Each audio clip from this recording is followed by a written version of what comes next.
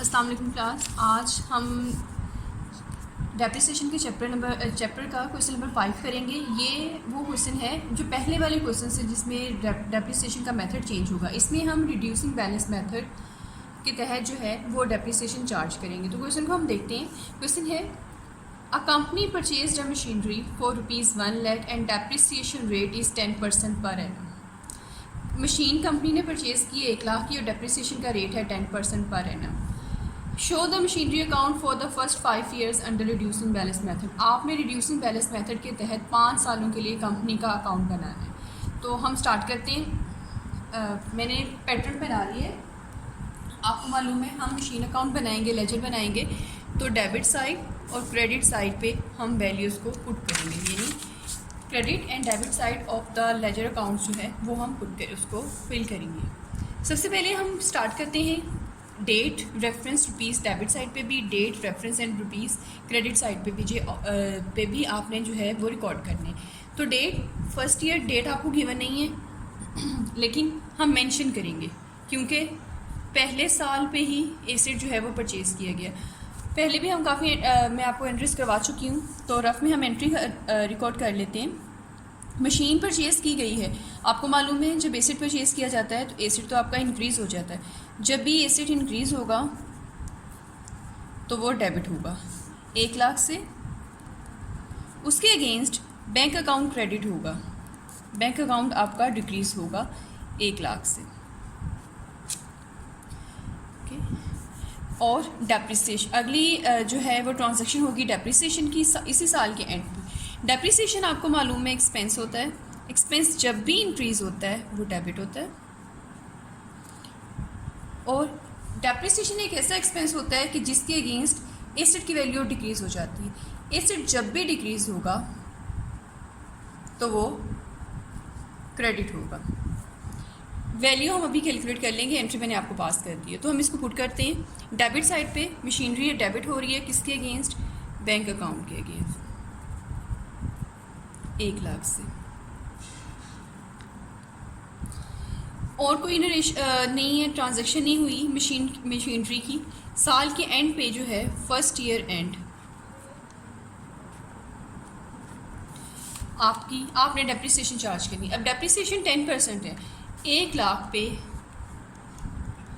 जब आप 10% लेंगे तो वो आएगा 10,000 रुपीज़। तो ये वैल्यू जो है ये आपकी 10,000 से आएगी।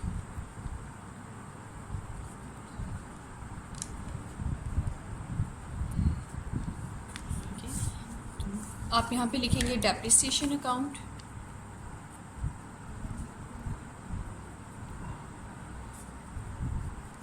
$10,000 से।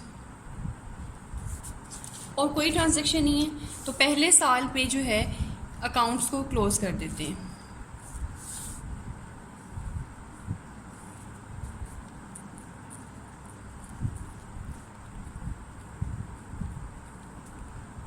बैलेंस कैरी डाउन पहले साल के एंड पे आएगा आपके पास बैलेंस कैरी डाउन। जब आप 1 लाख में से 10,000 को माइनस करेंगे, 10,000 को आप माइनस करोगे तो आपके पास 90,000 आएगा। यानी पहले साल के एंड पे डेप्रिसिएशन चार्ज करने के बाद आपके पास मशीनरी की जो वैल्यू है वो 90,000 है। दूसरा साल शुरू हो जाएगा, सेकेंड ईयर। पहले साल का जो बैलेंस कैरी डाउन होगा वो दूसरे साल के लिए आपका बैलेंस ड्रॉ डाउन होगा 90,000 से। ठीक है, इस साल भी आप और कोई ट्रांजैक्शन नहीं हुई, फर्दर कोई मशीनरी परचेज़ नहीं करेगी, सिर्फ जो है वो डेप्रिसिएशन चार्ज करनी है। डेप्रिसिएशन की एंट्री सेम रहेगी। अब इस मेथड में और फिक्स इंस्टॉलमेंट मेथड जिसके हमने पहले 4 क्वेश्चन कर लिए हैं उसमें और इसमें फ़र्क सिर्फ ये है कि उस पर आप ओरिजिनल कॉस्ट पे डेप्रिसिएशन चार्ज करते थे। इस पर ओरिजिनल कॉस्ट पे नहीं करेंगे, इस पर बैलेंसिंग फिगर पे या जो है वो जो उस टाइम वैल्यू है एसेट की उस पर आपने डेप्रिसिएशन चार्ज करनी है। ओके, तो जो बुक वैल्यू होगी एसेट की आपने उस पर डेप्रिसिएशन चार्ज करनी है। रेट सेम रहेगा। तो अब इस टाइम दूसरे साल में एसेट की बुक वैल्यू कितनी है? 90,000। तो जब आप 90,000 पे 10% दोगे तो वो 9,000 होगा। इट्स मीन कि इस साल डेप्रिसिएशन 9,000 से जो है वो आपने पे की है। तो सेकेंड ईयर एंड पे डेप्रिसिएशन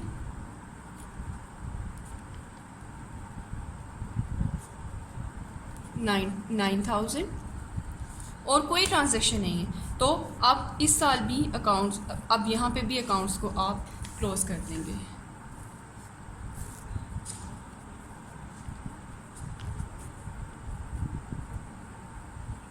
ठीक है, और इस साल भी आपका balancing figure, balance carry down आप लोगे,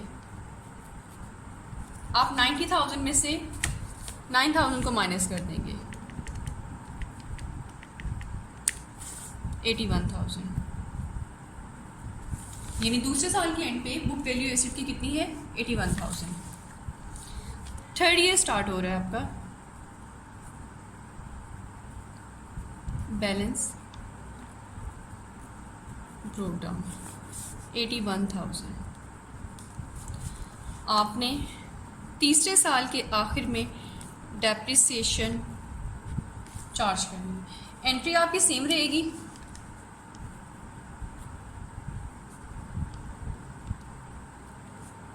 क्योंकि रिड्यूसिंग बैलेंस मेथड है, तो आपने ओरिजिनल कॉस्ट बुक वैल्यू पे डेप्रिसिएशन चार्ज करनी है। बुक वैल्यू है तीसरे साल में 81,000, तो जब आप चार्ज करोगे 81,000 डेप्रिसिएशन, आपके पास डेप्रिसिएशन आएगी 8100 से, यानी तीसरे साल में जो एसेट की वैल्यू में डिक्रीज, मशीनरी की वैल्यू में डिक्रीज होगी वो 81,000 से होगी। क्लियर, ये भी हो गया। अब और कोई ट्रांजैक्शन नहीं हुई, तो हम यहाँ पे भी आप अपने एसेट अकाउंट्स को क्लोज कर देंगे।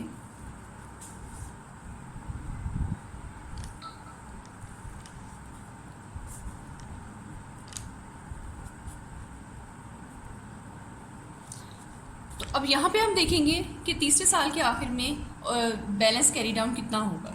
आप 81,000 में से 8100 को माइनस कर दोगे, तो आपके पास तीसरे साल के एंड पे जो बैलेंस होगा कैरी डाउन 72,900, यानी तीसरे साल के आखिर में 72,900 वैल्यू की मशीनरी जो है वो मौजूद है। Fourth year balance broke down 72,900। चौथे साल के एंड पे आपने जो वैल्यू चार्ज करनी है 72,900 पे करनी है, 10 डिवाइडेड बाय 100, तो आपकी जो वैल्यू आएगी डेप्रिसिएशन की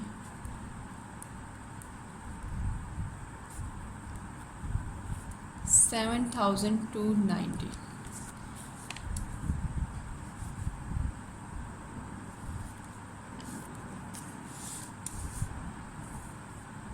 आप अकाउंट्स को क्लोज कर देंगे।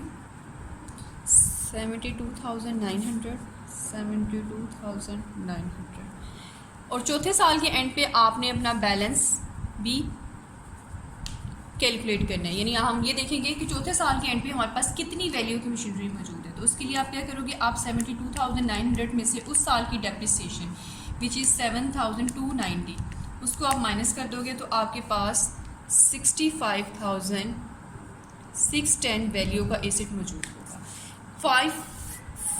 फिफ्थ ईयर आपका और लास्ट, आपके पास बैलेंस ब्रोक डाउन होगा 65,610।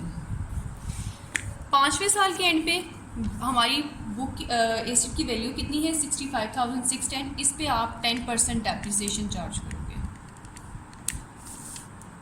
इसका मतलब है कि पाँचवें साल के एंड पे डेप्रिसिएशन का एक्सपेंस होगा 6561, और पाँचवें साल और कोई ट्रांजैक्शन नहीं है, हम अकाउंट्स को क्लोज कर देते हैं।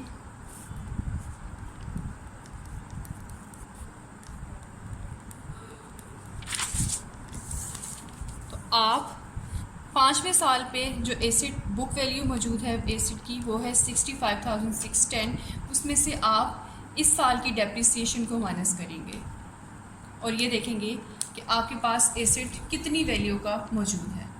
50। अगर आप आंसर टैली करो तो आपके आंसर बुक के साथ बैलेंसिंग फिगर जो है इसके साथ टैली हो रहा है 59,049, 59,049। इट्स मीन कि 5वें साल के आखिर में 5 साल तक मशीन को इस्तेमाल करने के बाद जो वैल्यू मौजूद है वो 59,049 रुपीज़ की मौजूद है। 5 सालों तक का आपसे अकाउंट पूछा गया था। 5 सालों के एंड पे balance value of machine at the end of 5th year ₹59,049। आपके क्वेश्चन की रिक्वायरमेंट क्या थी? क्वेश्चन हमारा कंप्लीट हो गया। आपके क्वेश्चन की रिक्वायरमेंट क्या थी? आपने 5 सालों के लिए मशीनरी अकाउंट बनाना था। साल आपको डेट गिवन नहीं थी, इट्स ओके, लेकिन हमने मेंशन जरूर करना है फर्स्ट ईयर कौन सा है, सेकंड ईयर कौन सा है, थर्ड, फोर्थ एंड फिफ्थ, जितने सालों आपसे सो ऑन जितने भी आपसे पूछे जाएँ। पहले साल आपने मशीनरी कंपनी ने परचेज़ की थी, 1 लाख की वैल्यू थी। डेप्रिसिएशन का रेट था 10%। हमने डेप्रिसिएशन की वैल्यू कैलकुलेट की 10,000। हमारे पास बैलेंसिंग यानी साल के एंड पहले साल के आखिर में हमारे पास जो वैल्यू मशीनरी की थी वो 90,000 थी। दूसरे साल हमने डेप्रिसिएशन का रेट तो ज़ाहिर सेम था, हमने ओरिजिनल ये रिड्यूसिंग बैलेंस मेथड का क्वेश्चन था। पहले हम फिक्स इंस्टॉलमेंट मेथड में, और इसमें क्या फ़र्क है?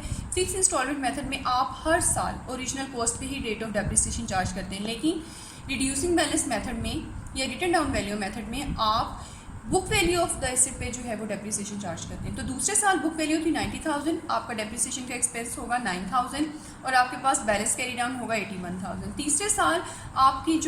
तीसरे साल के शुरू में जो मशीनरी थी उसकी वैल्यू थी 81,000 और जो डेप्रिसिएशन जो इसमें डिक्रीज़ आया तीसरे साल के एंड पे वो 8100 था और हमारे पास फिर वैल्यू बची 72,900। चौथे साल मशीनरी स्टार्ट में थी 72,900 की। कंपनी ने पूरा एक साल जब उसको इस्तेमाल किया उसके जो एसेट में डिक्रीज़ आया वो 7,290 का था, जिसके बाद चौथे साल के आखिर में 65,610 की वैल्यू जो है वो बची।